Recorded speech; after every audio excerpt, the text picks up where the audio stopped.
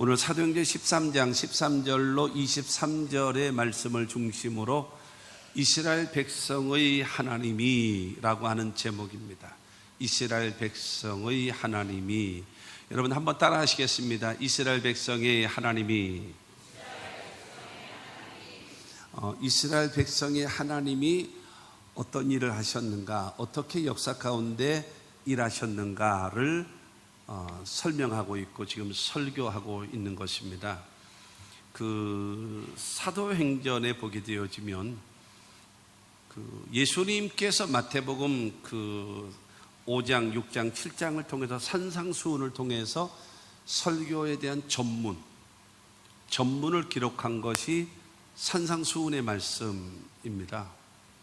그리고 사도행전에 보게 되어지면 베드로가 2장을 통해 가지고 하나님은 어떻게 일하시고 역사하셨는가, 예수 그리스도에 대해서 설교에 대한 전문이 나와 있고요. 그 다음에 사도행전 7장에 보게 되어지면 이 스데반 집사가 유대인들의 관원들에게 설교합니다. 이스라엘의 역사 가운데 하나님은 어떻게 운행하셨는가를 설교하고 있어요. 오늘 13장에 있는 이 말씀은 사도 바울의 설교 전문이 유일하게 기록되어져 있는 말씀이 사도행전 13장에 있는 바로 이 말씀인 것입니다.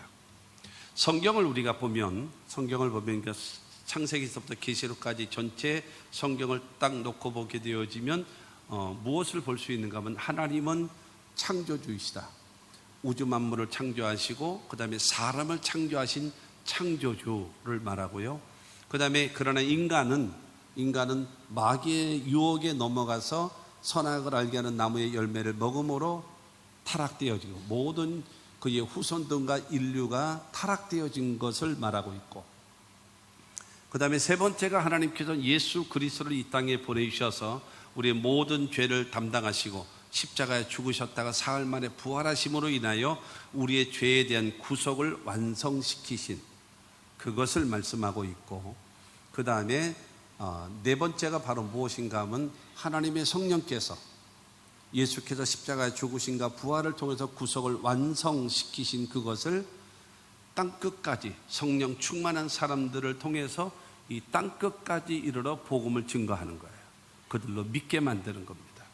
그래서 성령의 사역 중에 하나가 바로 무엇인가 하면 복음을 듣게 하시고 그 다음에 복음을 믿게 하시는 그 역사를 하나님의 성령이 하시거든요. 그리고 마지막으로는 하나님께서는 바로 이 성령께서 증거하신 예수 그리스도의 이 복음을 믿고 여러분 받아들인 사람들에게 영원한 하나님의 나라 천국으로 인도하시는 것, 그것이 여러분 성경 전체입니다. 성경 전체의 핵심이 이 5가지입니다. 이것을 알고 깨닫게 되어지면 성경을 배우기가 쉽고 읽기가 훨씬 쉽다라고 말하는 겁니다. 인류의 역사의 주인공은 누구냐? 예수 그리스도이십니다. 믿으시기 바랍니다. 그런데 중요한 건 인류의 역사의 주인공은 예수 그리스도이신데 그 인류 역사의 주관자는 누구시냐? 하나님이시라는 거예요. 하나님. 오늘 이 사도행전 13장에 있는 말씀은 사도 바울이 제1차 선교 여행을 떠났습니다. 그런데 어느 지역에 머물렀는가 하면 비시디아 안디옥이라고 하는 지역에 머물렀어요. 그리고 오늘 본문 말씀을 통해서 보게 되어지면 안식일날 회당에서 유대인들 그리고 그 원주민들 가운데 예수를 믿게 되어지는 그 사람들이 모여서 안식일을 지키는 거예요. 그래서 성경을 이제 앞에 있는 그 사람이 낭독을 하고, 그 다음에 랍비들이 이제 쭉 앉아 있어요. 랍비들 가운데 혹시 이 읽은 말씀과 더불어 그리고 이 사람들에게 가르칠 말씀이 있으면 얘기해 주시면 좋겠습니다 라고 사회자가 말을 합니다. 그럴 때에 사도 바울은 원래 랍비거든요. 랍비였었기 때문에 그 말을 합니다. 오늘 보면 16절 말씀을 보면은 바울이 일어나 손짓하며 말하되 이스라엘 사람들과 및 하나님을 경외하는 사람들아 들으라 라고 하면서 하나님이 어떻게 역사하시는가, 인류 역사 가운데 어떻게 운행하시고 어떻게 역사하시는 하나님이신가를 설교하고 있는 것입니다.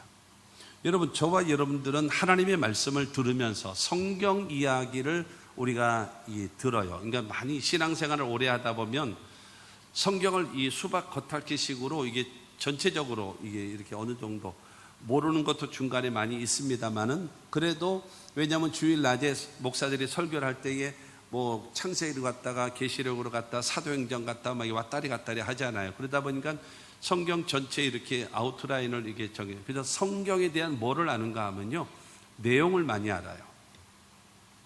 내용을 많이 알지만 그러나 그 말씀에 대한 의미를 잘 모르고 있어요.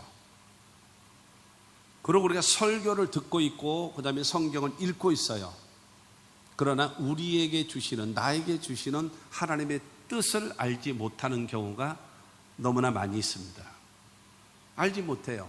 그래서 우리가 성경을 통해서 보면, 여러분, 우리가 신앙생활하면서 여러분 그거 기억하셔야 됩니다. 제가 여러 번 표현했었습니다마는 성경적 지식은 그건 지식이지 그 지식은 믿음이 아닙니다. 그 말 그대로 지식이에요. 그리고 또한 그 지식이 믿음으로 변화되어야 되는데, 내가 믿음을 갖고 있어요. 하나님에 대한 믿음이 있고 그 다음에 하나님의 말씀에 대한 절대적인 믿음이 있어요.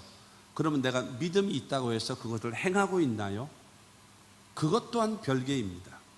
그래서 성경적인 지식과 성경적인 믿음과 성경적인 실천은 세 가지가 다 별도인데 이것이 하나가 되어져야 온전한 믿음입니다. 하나님 말씀을 듣고 깨닫는 것이고 깨달은 것을 믿게 되고 믿음 바를 실천할 수 있어야, 그래야지만이 신앙이 성숙되어지고 여러분 신앙이 열매를 맺게 되어지고 신앙생활하는 것이 기쁘고 즐겁고 행복한 거예요. 이것이 안 되면은요, 몇십 년 동안 교회를 다니는 종교인에 불과합니다. 종교인.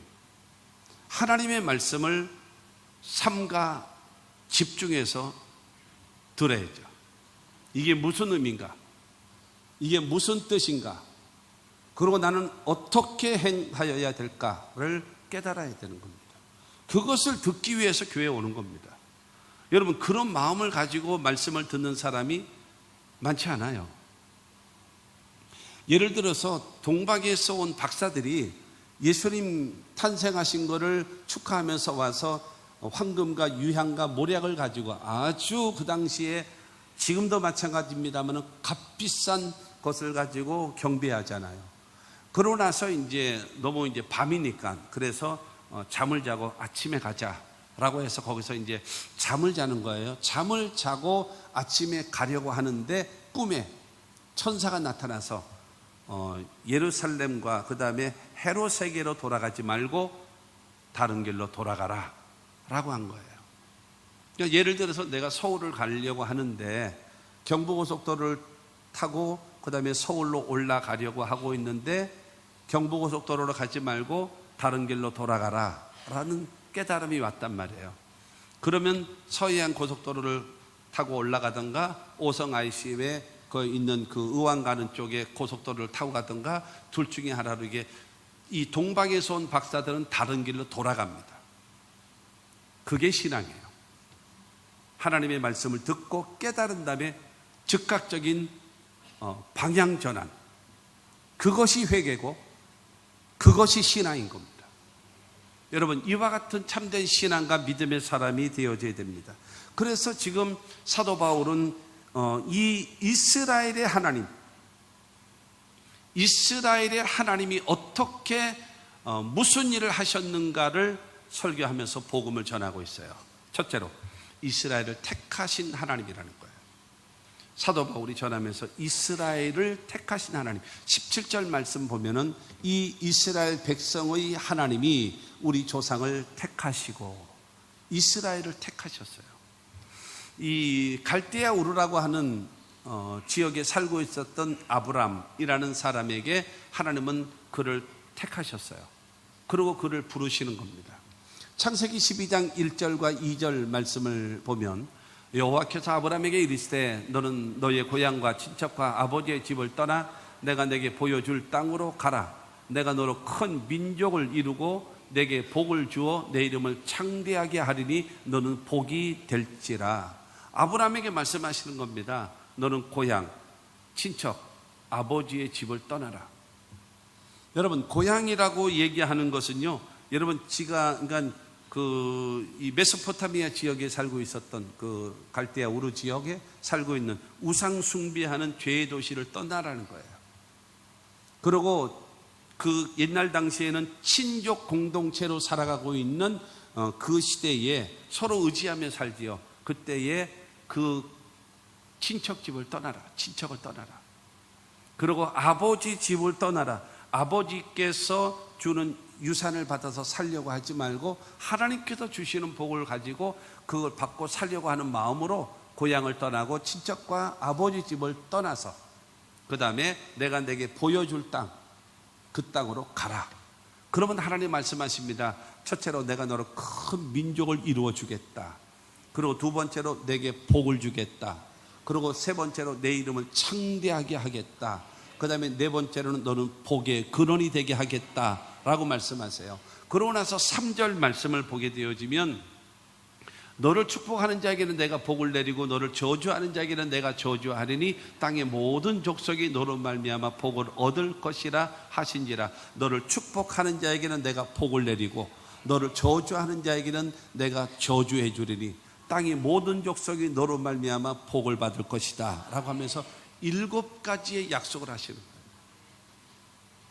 고향과 친척과 아버지의 집을 떠나서 내가 내게 지시할 땅으로 새롭게 도전해서 새롭게 나아가면 내가 너로 큰 민족을 이루고 내게 복을 주어서 창대하게 해주겠다 라고 하면서 하나님께서 그 아브라함을 부르시는 거예요. 그래서 아브라함은 내가 믿겠습니다. 내가 하나님을 따라가겠습니다 라고 하면서 갈대아 우르를 떠나서 여러분 그런 하나님이 원하시는 길로 나아가서 이스라엘의 조상이 될 수 있는 그와 같은 역사가 이루어졌다라고 하는 겁니다. 그래서 그가 온 곳이 어딘가 하면 가나안 땅입니다. 지금의 이스라엘 가나안 땅에 왔습니다. 가나안 땅에 와 있는 이스라엘 아브라함에게 하나님은 창세기 15장 13절과 14절 말씀을 보면 여호와께서 아브라함에게 이르시되 너는 반드시 알라. 내 자손이 이방에서 객이 되어 그들을 섬기겠고 그들은 400년 동안 내 자손을 괴롭히리니 그들이 섬기는 나라를 내가 징벌할지며 그 후에 내 자손이 큰 재물을 이끌고 나오리라 말씀하세요. 이 가나안 지역에 와 있으면 이미 사람들이 정착되어서 살고 있어요. 그런데 저 먼 나라에서 있었던 이 아브람이라는 사람이 그곳에 왔습니다. 거기에서 여러분 하나의 민족, 하나의 국가가 되기 위하여 여러분 사람이 많아질 수 있도록 여러분 자리를 잡을 수가 있을까요? 불가능한 거죠.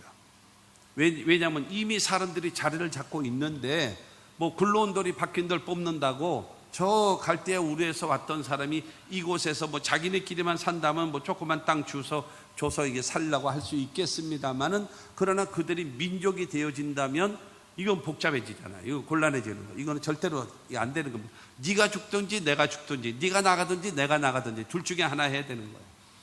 여러분 국가가 형성되어지려면 첫째 뭐가 있어야 되는가 하면 영토가 있어야 되고요. 두 번째로는 국민이 있어야 됩니다. 국민이 있고 영토가 있고 세 번째는 뭐가 있어야 돼요? 주권입니다. 주권. 그렇기 때문에 바로 무엇인가 하면 아브라함을 통해서 자식이 생겨서 민족이 형성되어져야 돼요. 그리고 땅은 지금 이 가나안 땅을 젖과 꿀이 흐르는 가나안 땅을 너희들에게 주겠다라고 약속해 영토는 예약을 해놨어요. 그런데 백성이 있어야 되잖아요. 그렇기 때문에 이들을 뻐꾸기 둥지처럼 저 애굽이라는 나라에다가 거기서 종살이를 하게 만드는 거예요. 그래서 거기에서 여러분 우후죽순처럼 일어나서 민족이 되어지는 과정까지 성장시키는 거예요. 성장시켜서 그들을 가나안 땅으로 오게 해서 민족을 만들게 하시는 하나님의 계획입니다. 모든 일에는 여러분 과정이라는 것이 없이 되어지는 것이 있나요? 없죠. 없어요. 절대로 없는 것입니다. 여러분 모든 일을 성공이라는 승리라는 두 글자를 얻고 싶으면 무엇이 있어야 되겠습니까? 대가를 지불해야 됩니다. 대가를 지불하지 않고 이룰 수 있는 것은 아무것도 없습니다. 모든 가정을 감내할 줄 알아야 되고, 참을 줄 알고, 기다릴 줄 알고, 그 길을 따라갈 줄 알아야 돼요. 그래서 자그마치 얼마요? 400년 동안 있다가 내 자손을 괴롭히는 그 나라를 내가 징벌해서 그 다음에 너희가 큰 재물을 가지고 그 다음에 민족이 돼서 나오게 할 것이다 라고 하나님은 아브라함에게 말씀하시면서 이스라엘 민족을 여러분 세워주실 것을 약속해 놓으셨어요. 그래서 사도 바울은 말하는 것입니다. 하나님께서 이스라엘 민족을 택하셨다. 그리고 이스라엘 민족을 세우신 하나님이시다 라는 말하는 거예요. 그리고 두 번째로는 큰 권능으로 애굽에서 구원하신 하나님을 얘기하고 있습니다. 큰 권능으로 17절 말씀 보면 애굽 땅에서 나그네된 그 백성을 높여 큰 권능으로 인도하여 내사라고 말씀하고 있습니다. 여러분 430년 동안 거기서 처음부터 노예는 아니죠. 처음에는 그 국무총리인 요셉과 더불어 그래서 그 가족이 들어갔기 때문에 잘 먹고 잘 입고 잘 살고 호의호식하며 살 수 있었다가, 그러나 요셉을 알지 못하는 그런 이 나라의 그 정권이 바뀌고 반란이 일어나게 되어짐으로 인하여 세월이 지나간 다음에 히브리 민족들을 박해한 거예요. 그들의 모든 재산을 압류해버리고 그 다음에 그들을 노예화시켜버린 거죠. 그래서 들어갈 때는 얼마가 들어갔는가 하면 70명의 가족이 들어갔습니다. 그리고 430년 만에 나올 때는 얼마가 나오는가 하면 장정만 60만 3,550명이라고 성경은 말하고 있어요. 여러분 장정만 60만 3,550명이면 별거 아니라고 생각할 수 있겠죠. 그러나 그것이 아니에요. 장정에는 누가 있어요? 부인이 있죠. 그러면 부인이 있어 보면 얼마예요? 60만 명이죠. 그리고 자식이 있잖아요. 그 이스라엘 사람들은 자식을 많이 낳습니다. 그런데 한 가정에 2명만 있다고 생각을 하고요. 그러면 얼마인가요? 120만 명입니다. 그러면 240만 명이죠. 그리고 남자와 여자 두 부부에게 부모가 한 분, 아직 장정들이니까요, 부모가 한 분씩만 계신다 할지라도 120만 명이에요. 그러면 얼마가 되겠습니까? 최소한 360만 명이에요. 그러면 이스라엘 민족이 지금 애굽에서 출애굽 되어질 때의 인구는 얼마나 되어지는가 하면 약 400만 명 이상 되어지는 어마어마한 민족이 돼서 나오는 거예요. 하나님이 그 역사를, 그런데 자, 애굽의 입장에서 생각해 보세요. 300년 이상을 여러분 이 60만 명, 그리고 60만 명만 일하나요? 그의 부인도, 그리고 이 모든 사람들, 그러면 300만 명의 노예가 있는 거예요. 아이들을 빼놓고 되어지면 예를 들어서 200만 명이라고 쳐요. 200만 명 되어지는 노예가 모든 분야에서 다 일하고 있어요. 여러분 엄청난 노동력이죠. 엄청난 노동력. 이 노동력이 갑자기 빠지게 되어지면 어떻게 될까요? 파산됩니다. 국가가 파산되어져요. 모든 일을 해야 되는 그 일을 전부 다 노예들이 했는데 그 노예가 한꺼번에 그냥 싹 빠져나가면 애굽은 무너져 버리고 마는 겁니다. 그런 상황이 될 수밖에 없는 그런 것이 됩니다. 그런데 하나님께서는 이스라엘 백성들을 출애굽시키기 위해서 출애굽기 3장 12절 말씀을 보면 하나님이 이르시되 내가 반드시 너와 함께 있으리라. 내가 그 백성을 애굽에서 인도하여 낸 후에 너희가 이 산에서 하나님을 섬기리니 이것이 내가 너를 보낸 증거니라. 하나님은 모세야, 내가 너를 통해서 이스라엘 민족을 출애굽시킬 것이다. 그러기 위해서 내가 너와 함께 할 것이고 너를 통해서 이 민족을 출애굽시키는 구원의 역사를 이룰 것이다. 그리고 너희들은 이 산에서 나를 섬기게 될 것이다 라는 거예요.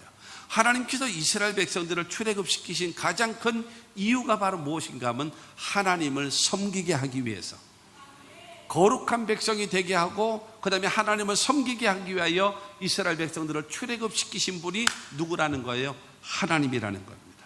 출애굽기 12장 40절과 41절 말씀을 보면 이스라엘 자손이 애굽에 거주한 지 430년이라 430년이 끝나는 그 날에 여호와의 군대가 다 애굽 땅에서 나왔은즉 예배 없이 때가 되어짐에 이스라엘 백성들이 모세를 통해서 이 출애굽되어지는데 10가지 재앙을 통해서 절대로 여러분 이 장정만 60만 명 되어지는 100만 명이 넘는 이 강력한 공짜로 쓰는 노동력을 잃어버리기 싫어하는 것이 이 애굽이죠. 그런데 10가지 재앙을 그들에게 내리시고 마지막으로는 장자를 다 죽이는 거예요. 사람의 장자가 됐든 짐승의 첫 새끼가 됐든 다 죽이는 겁니다. 생각해 보십시오. 우리 집은 독자예요. 3대가 삽니다. 3대 독자가 이렇게 예를 들어서 한 집에 산다고 생각해 보세요. 그러면 그 집에 3대가 다 죽는 거예요. 장자가 죽으니까. 젊은 사람들의 애들만 죽는 것이 아니라 집안에 여러분 장남이 있잖아요. 장손이 있고 그에 이렇게 아들, 큰아들, 큰손자 이게 쭉 이어져 나가지 않습니까? 그러면 뭐가 돼요? 3대가 살고 있다면 3대가 다 죽는 거예요. 장자들이.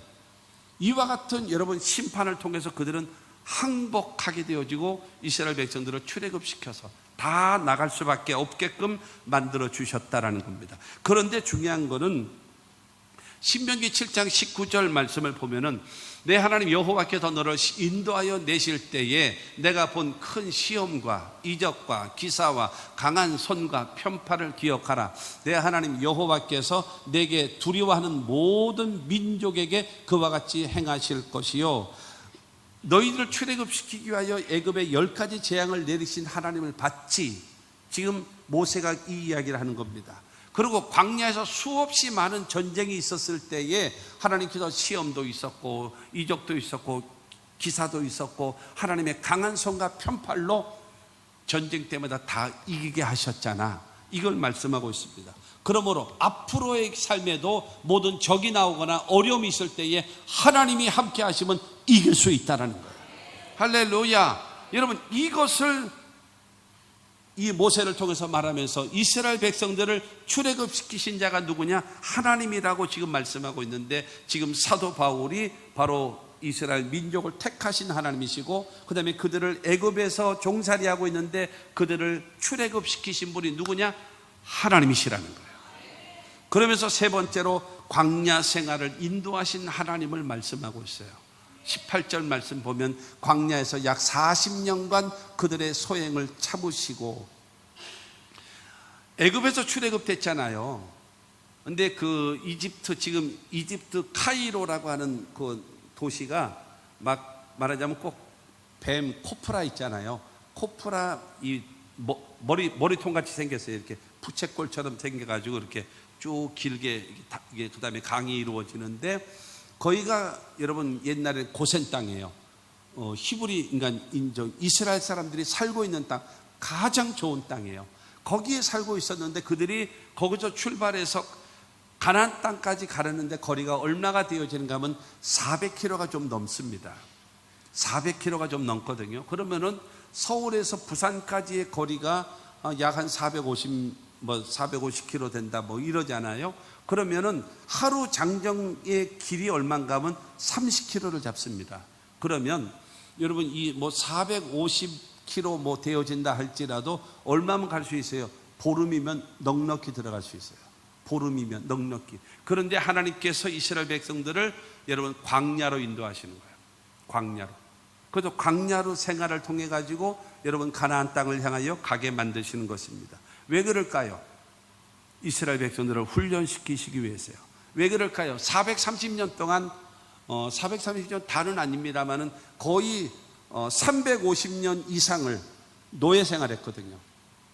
노예 생활을 하게 되어지면서 애굽 사람들의 여러분 부패와 타락을 몸에 배어 있어요. 그리고 노예들은요 한결같이 게으릅니다. 한결같이 게으릅니다. 여러분 이 능동적인 사람이 있고요. 그 다음에 수동적인 사람들이 있습니다. 능동적으로 자기의 일을 개척해서 일하는 사람들은 공통점으로 부지런합니다. 그러나 일을 시켜야지만이 하는 사람들은 수동적인 사람은 한결같이 게으릅니다. 그렇게 되어 있어요. 그렇게 되어지기 때문에 노예 생활하고 있는 사람들이 부지런합니까? 채찍을 가하고 소리를 지고 몽둥이를 찜을 여러분 때려야지만이 그들은 일하게 돼 있어요. 그러니까 부패와 타락이 몸에 배어 있고요. 그리고 원망과 불평이 몸에 배어져 있고 그 다음에 게으름이라고 하는 것이 몸에 꽉 쪄들어 있습니다. 우리가 살아가고 있는 방식과 똑같습니다. 한국 사람들 전형적으로 이 애굽의 습성, 게으름, 이 못된 원망, 불평을 일삼고 있는 이것을 그냥 꽉 몸속에 머리서부터 발끝까지 꽉 차 있어요. 이것을 여러분 변화시켜야 돼요. 그래서 신명기 8장 2절 말씀을 보게 되어지면 내 하나님 여호와께서 이 40년 동안에 내게 광야길을 걷게 하신 것을 기억하라. 이는 너를 낮추시며 너를 시험하사 내 마음이 어떠한지 그 명령을 지키는지 지키지 않는지 알려 하심이라. 40년 광야 생활을 통해 가지고 낮아지고 깨어지는 거예요. 그러면서 여러분 세상에 있는 모든 타락과 부패성이 깨지는 거예요. 머리통 속에 오직 애굽하고 있는 것을 여러분 깨버리고 그 머릿속에 하나님이 들어가기를. 그래서 40년 광야 생활을 하는 겁니다. 여러분 이 과정을 겪는 거예요. 이것을 하지 않으면, 이 과정을 통해서 내 자신을 훈련시키지 아니하면 평생 예수 믿고 교회 다녀도 세속화되어져 있는, 교회에 와서 예배만 드려주는 거예요. 설교로 그냥 들어주고 갑니다. 그리고 살아가는 삶 속에 내 방식대로 그대로 살아가요. 하나님의 말씀이 아무 그 사람에게 뭐가 없을까요? 영향력이 없어요. 불교인들은 뭐를 따라 살아갑니까? 석가모니의 가르침을 따라 살아가는 거예요. 여러분 유교 신자들은요 공자님의 가르침을 따라서 그들은 살아갑니다. 여러분 이슬람 교도들은요 마호멧이 가르치는 것을 따라서 합니다. 기독교인들은요 하나님의 말씀 성경의 가르침을 따라서 살아가야 되잖아요. 근데 일단은 아멘을 하고 있어, 그렇지? 따로 살고 있으면서 아멘을 일단은 하고 있단 말이에요. 근데 중요한 것은 바로 무엇인가 하면 우리는 하나님의 말씀 따라 살아가야 되는데 우리는 살던 대로 삽니다. 습관대로 삽니다. 여러분 익숙한 대로 살아가고 있어요. 그래서 하나님이 이 40년 광야 생활을 통해서 바로 무엇인가 하면은 그들을 깨트리시는 거예요. 그 머릿속에 하나님을 생각하기를 원하고 말씀에 순종하는 사람 되기를 원하는데 여러분 세상 방법으로 살아가고 있다라고 하는 겁니다. 하나님은 홍해를 건너게 하시고 구름 기둥과 불 기둥으로 인도하시고 만나와 메추라기를 먹이시고 반석에서 물이 나오게 하시고 전쟁이 날 때마다 이기게 하시는 이와 같은 역사를 베풀어 주심에도 불구하고 이스라엘 백성들은 고질적인 그 마음속에 있는 죄가 있었는데 고린도전서 10장 7절로 10절 말씀이거든요. 한 절씩 보게 되어지면 그들 가운데 어떤 사람들과 같이 너희는 우상 숭배하는 자가 되지 말라. 기록된 바 백성이 앉아서 먹고 마시며 일어나서 뛰논다 함과 같으니라. 이들은 뭐 하는 거예요? 여러분 우상 숭배, 금송아지를 섬기면서 이것이 하나님이라고 섬기는 거예요. 두 번째로 보면 8절 말씀을 보면 그들 중에 어떤 사람들이 음행하다가 하루에 2만 3천 명이 죽었나니 우리는 그들과 같이 음행하지 말자. 모압 여인들과 발람 선지자의 잘못된 꼬임에 넘어가 가지고 여러분 이 모압 여인들과의 간음을 하다가 전염병으로 인하여 2만 3천 명이 죽임을 당했습니다. 9절 말씀을 보면은 그들 가운데 어떤 사람들이 주를 시험하다가 뱀에게 멸망하였나니 우리는 그들과 같이 시험하지 말라. 뭐 이래요. 좀 길도 좋게 만들고 좀 모두 평탄하게 해주지. 그러면서 하나님을 시험해요. 그러니까 하나님이 불뱀에 물어서 사정없이 수많은 사람을 물게 만드는 거예요. 주를 시험하는 거. 10절 말씀을 보면은 그들 가운데 어떤 사람들이 원망하다가 멸망시키는 자에게 멸망하였나니 너희는 그들과 같이 원망하지 말라. 여러분 저 원망의 그것이 어디? 가데스 바니아예요. 가데스 바니아는요 이스라엘 바로 문 앞에 한낮이면 들어갈 수 있는 길이에요. 여기서 들어가라라고 했는데 우리가 정탐하고 오겠습니다. 그리고 정탐하고 오고 와가지고 안 돼요, 못 가요, 죽어요, 절망입니다. 그러면서 하나님께 원망 불평하고 우린 다 죽습니다. 그랬더니 하나님은 어떻게 하셨는가? 그래 죽어? 그러면 죽어라. 못 들어가? 그래 너희들은 못 들어간다. 그래서 자그마치 10 정탐꾼은 그 자리에서 다 죽이시고 이스라엘 백성들이 가데스 바니아에서 한 곳에서 38년을 머뭅니다.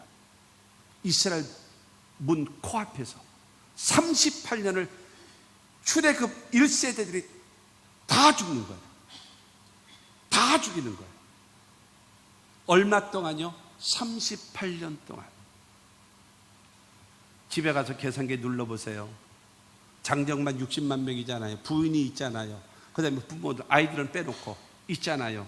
여러분, 예를 들어서 150만 명 되어지는 그 사람이 1년은 150만 명 나누기 1년은 365, 그 다음에 또 나누기 38년 해보십시오. 얼마가 되어질까? 하루에 약 150에서 200명씩 매일매일 죽어가는 거예요. 그들을 다 죽이는 거예요. 그러고 나서 39년, 그러니까 시내산에서 율법을 받고, 그 다음에 성막을 만들고, 그 다음에 이 제사장 제도를 만들고, 이거 하느라고 1년 걸렸거든요. 그리고 가데스 바네아에서 그냥 그저 푹 퍼져가지고 38년을 살아요. 그러다 39년 되어 지난 다음에 출애굽 당시에 20세 이하의 자녀들, 그 다음에 광야 이 39년 동안에 살아가는 삶 속에 태어난 2세와 3세들을 데리고 모세가 이스라엘 백성들을 가나안 땅으로 인도하는 겁니다. 이런 이스라엘 백성일지라도 하나님은 가나안 땅으로 인도하시는 하나님이라는 거예요. 광야 40년 생활을 참으면서 그들을 가는 거예요. 하나님을 섬기게 하기 위해서. 그 하나님이시다.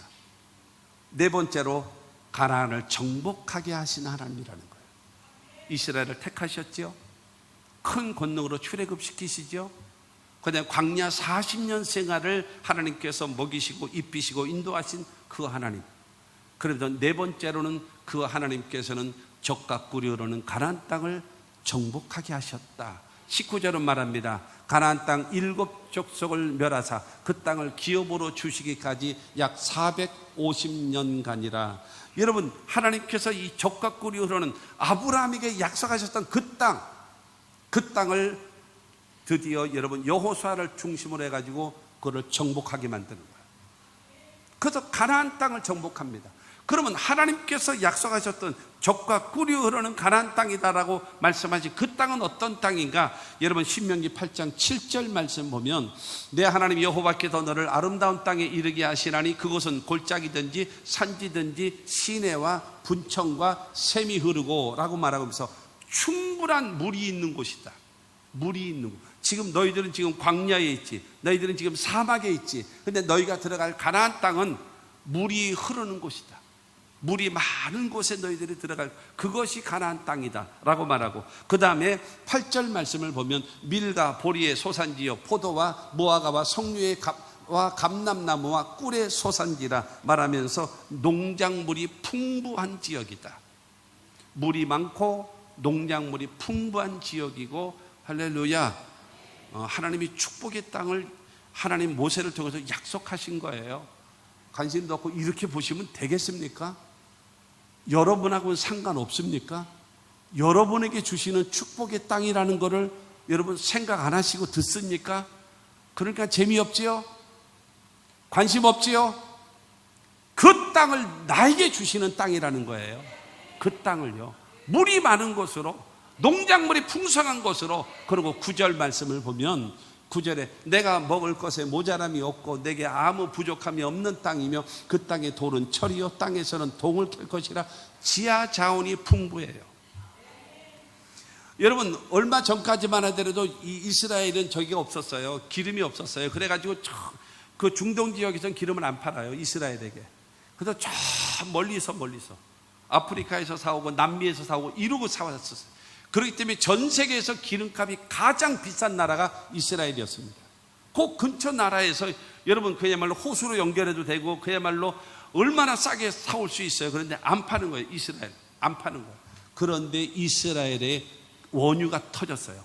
그래가지고 300년을 쓰기에도 남을 정도로 콸콸콸콸 솟아나오고 있어요. 지금 여러분 러시아와 우크라이나 전쟁하고 있잖아요. 그러나 독일과 더불어 프랑스 모든 나라들이 여러분 러시아를 비난하지를 못해요. 왠지 아십니까? 비난하기만 하면은 그 나라들로 가고 있는 천연가스, 러시아에서 파이프로 묻어가지고 전부 다 여러분 유럽 나라들을 배급하고 있거든요. 그러니까 러시아가 나쁘다 잘못했다라고 한 나라도 말을 못하는 거예요. 아무 나라도. 그런데 지금 이스라엘에 뭐가 나오는가? 천연가스가 나오는 거예요. 가스가, 기름과 가스가 나오는 거예요. 그러니까는 이스라엘이 지금 뭐 하고 있는지 아십니까? 유럽을 향하여 천연가스를 지금 할 수 있는 파이프를 매설하고 있습니다. 지금 걱정하지 마시오. 조금만 참아.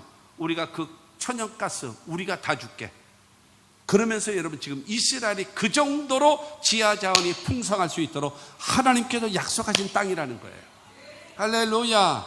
그리고 10절 말씀을 보면은 10절에 내가 먹어서 배부르고 내 하나님 여호와께서 옥토를 내게 주셨으므로 말미암아 그를 찬송하리로다. 여러분 중요한 것은 바로 무엇인가 하면 옥토를 주셔서 심기만 하면 30배, 60배, 100배로 결실 맺는 옥토래요. 물도 많고 농작물도 풍성하고 지하 자원도 많고 그 다음에 옥토가 되어져서 농사 짓고 살기에 전혀 부족함이 없는 그 땅이 가나안 땅이라는 거예요. 그런데 하나님께서 그 땅을 우리 민족들에게 주신 분이 하나님이시다라는 거예요.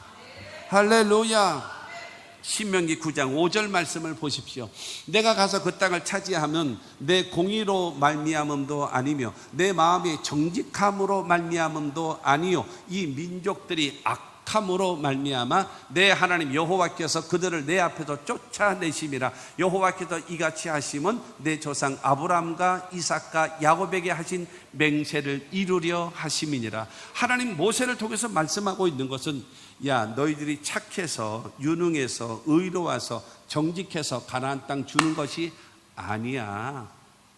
왜 이 가나안 땅을 너희들에게 주셨는지 알아? 중요한 거는 그 땅, 이 가나안에 살고 있는 이 사람들이 첫째로는 너무 악해. 그래서 심판하는 거야. 그리고 두 번째로는 너희 조상 아브라함과 이삭과 야곱에게 이 적과 꿀이는 가나안 땅이라고 명명한 이 가나안 땅을 너희들에게 약속하신 것을 주시기 위해서 가나안을 주시는 거야. 할렐루야. 그렇기 때문에 저와 여러분들은요 하나님의 약속의 말씀을 붙잡고 사십시오. 그 말씀을 붙잡고 기도하십시오. 때가 되어지면 반드시 이루어집니다.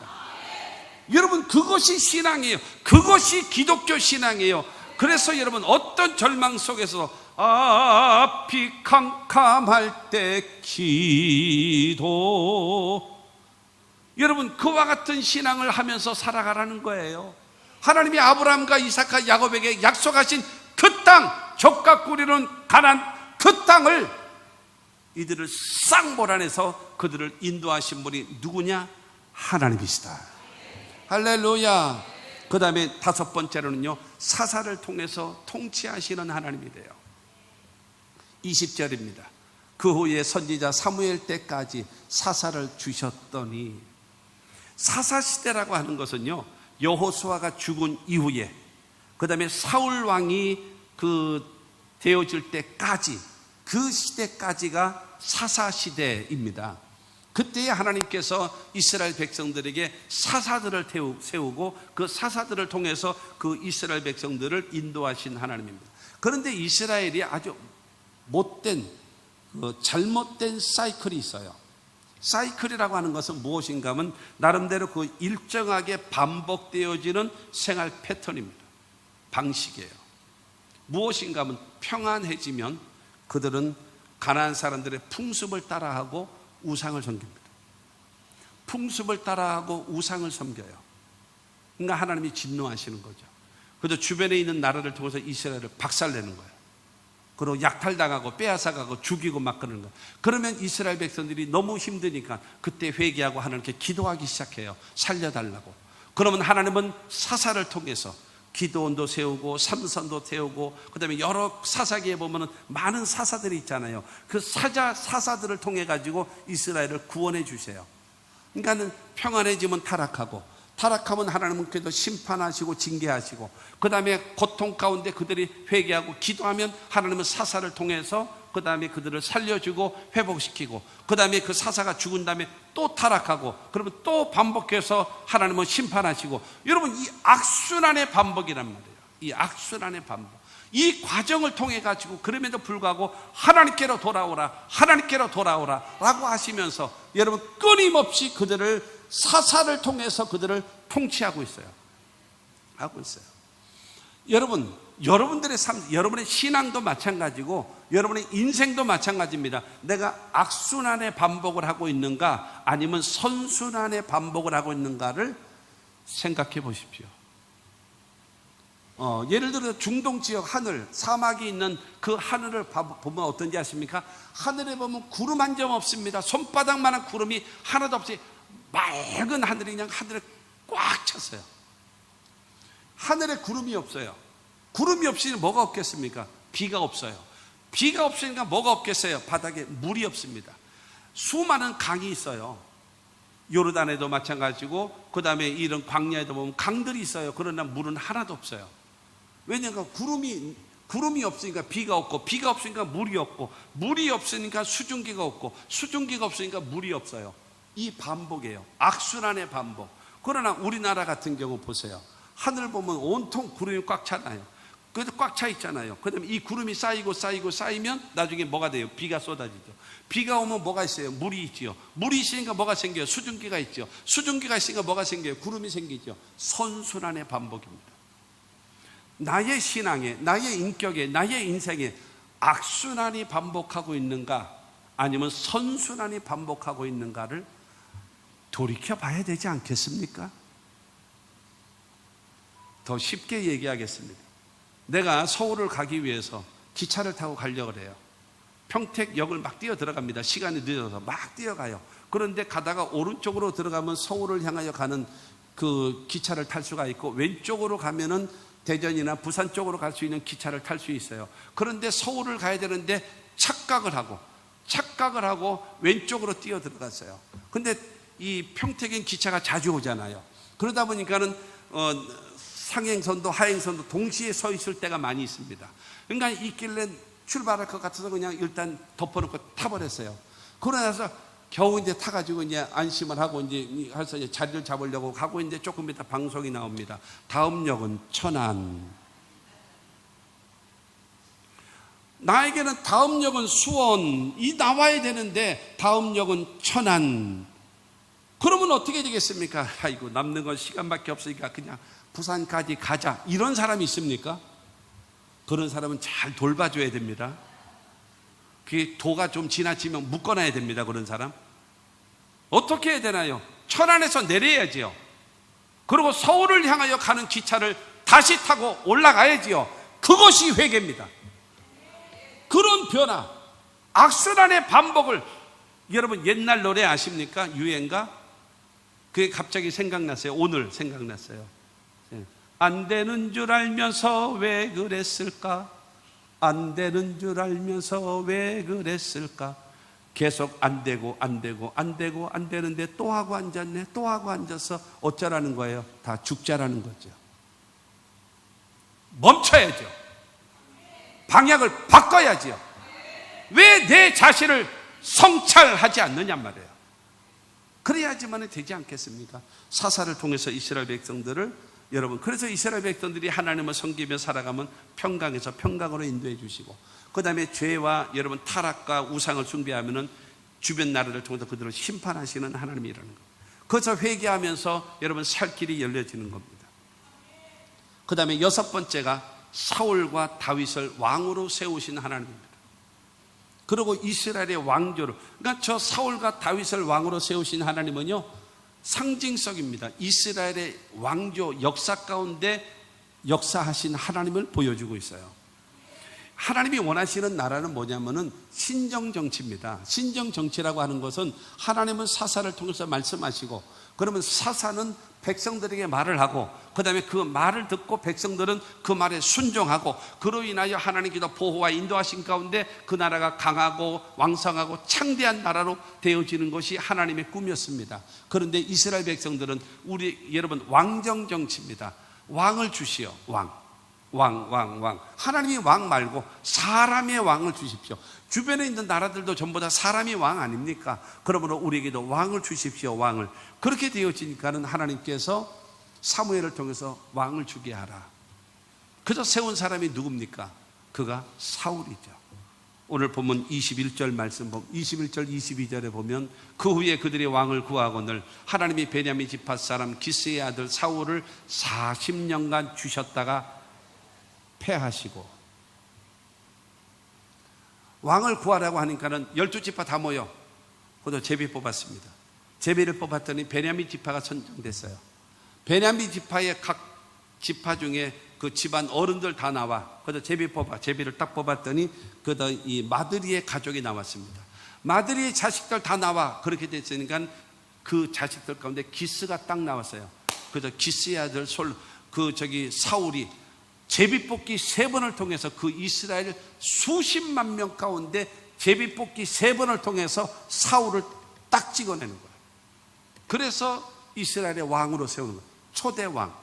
그런데 이 사울 왕은요, 어떤 사람인가 하면 아주 준수한 사람이라 그러죠. 준수하다. 그러니까는 생긴 것도 잘생기고, 키도요, 이스라엘 백성들이 제일 큰 사람이 사울의 어깨에 왔다 그랬어요. 그러니까 굉장히 키가 큰 사람이에요. 그리고 모든 신앙도 인격적으로도 괜찮고 겸손한 사람, 하나님 말씀에 순종하는 사람, 그가 사울 왕이었습니다. 그럴 때 이스라엘은 강대한 나라가 되고 어떤 나라와 전쟁을 해도 이길 수 있는 놀라운 역사가 이루어졌어요. 그런데 이 사울 왕이요, 왕권을 오래 잡다 보니까 교만해지기 시작하는 거예요. 자기 중심적으로 돌아가기 시작하는 거예요. 그러면서 하나님의 말씀에 불순종하게 되어지는 거예요. 그리고 사무엘이 섬겨해야 될 제사도 지가 드리고 하나님의 말씀에 불순종하고, 그러니까 하나님이 패해버리셨어요. 쟤는 안 되겠다. 땡, 탈락시켜버리고. 그러면 한 가지, 두 가지를 놓고 그를 패하셨나요? 그렇지 않아요. 지금 21절을 통해서 말하잖아요. 40년간 주셨다가 40년 동안 이스라엘의 왕으로서 통치하게 만드신 다음에 종합평가, 땡, 탈락, 아웃. 40년간 통치하게 했다가 그는 땡, 탈락시켜버린 거예요. 그런 다음에 두 번째로 세운 왕이 누구냐? 22절 말씀 보면 다윗입니다. 22절에 보면 다윗을 왕으로 세우고 증언하여 이르시되 내가 이새의 아들 다윗을 만나니 내 마음에 맞는 사람이라 내 뜻을 다 이루리라 하시더니, 두 번째 왕 여러분 다윗을 세웠는데, 사실 이 다윗이라는 사람은요, 아버지도 별로 그렇게 인정하지 않았어요. 형들도 별로 그렇게 인정하지 않는 사람이었습니다. 그러나 그 사람은 성실한 사람이고, 그 사람은 철저한 믿음의 사람이고, 그 사람은 하나님 앞에 회개하는 사람이고, 그 사람은 하나님께 감사와 찬송하는 사람, 오직 하나님 중심의 신앙을 갖고 있는 사람이에요. 그래서 하나님께서 이 다윗도 똑같이 40년을 이스라엘의 왕이 되게 하신 다음에 종합평가, 내 마음에 맞는 사람이라 내 뜻을 다 이루리라 하시오. 내 마음에 쏙 들어. 그래서 내가 너를 축복하고 너의 자손을 축복하고 너의 후손을 축복하고 너의 후손 중에 메시아가 나올 것이다 라고 할 정도의 놀라운 은혜를 받는 사람이 되어졌습니다. 똑같은 40년인데 사울은 땡탈락 버림받고, 다윗은 너는 내 마음에 합한 사람이다 인정받고. 사랑하는 성도 여러분, 우리가 어떻게 살아가야 될까요? 살던 대로 사나요? 익숙한 대로 사나요? 습관대로 사나요? 거울 좀 보시지요. 거울 좀 봐야지요. 하나님이 나를 어떻게 평가하시는가도 좀 봐야지요. 그리고 사람들이 나를 어떻게 평가하는가 봐야지요. 볼 줄 알고 돌이킬 줄 알고 달라질 줄 알고 새로워질 줄 알아야 하나님이 축복하지 않겠습니까? 사람이 미워하고 사람이 삐죽거리고 사람이 비난하고 있고 성격 안 좋은 겁니다. 그거 고치셔야 됩니다. 옆에 여러분 인간성이 아주 더러운 친구가 너 잘못했어 이러면 그거는 별거 아니에요. 그러나 너무나 많은 사람들이 나에 대해서 비난하고 잘못했다라고 말하면요, 고치셔야 됩니다. 잘못된 거예요. 그러니까 중요한 거는 하나님 마음에 맞는 사람이 되어지게끔, 여러분, 저와 여러분들이 여러분 그와 같은 변화된 삶을 살아가야 된다. 다시요, 악순환에 반복할 것인가, 선순환을 반복할 것인가, 나를 어떻게 평가되어질 것인가, 그거 나름 여러분 귀한 것입니다. 하나님 앞에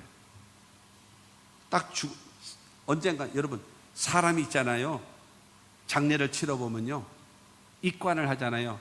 관을 딱 덮고, 그리고 하관 딱 했을 때에 그 사람에 대한 평가가 딱 나오는 거예요. 여러분 어떻게 평가되고 싶으십니까? 하나님 앞에. 너무 멀리 있어서 그냥 그 관심이 없으신가요? 냅둬요. 나는 이렇게 살다가 죽게. 고쳐! 고쳐야지. 나 이렇게 살래요. 무인도 가서 혼자 살아. 여러 사람 괴롭히지 말고, 여러 사람 힘들게 하지 말고, 당신 그 성격 때문에 주변의 가족들은 아무 소리 못한다라는 거는 생각 안 하시죠? 한 번 삐지면 3년 6개월 가니까 건드리질 않는 거야. 그렇다고 좋다고 여기고 있습니까? 신앙도 인격도 인생도? 안 돼요. 그러면 안 돼요. 그러면서 무슨 하나님의 긍휼을 기다리겠습니까?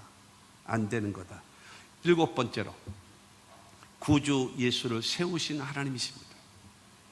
예수를 세우신 하나님. 23절입니다. 하나님이 약속하신 대로 이 사람이 후손을 해서 이스라엘을 위하여 구주를 세우셨으니 곧 예수라. 할렐루야.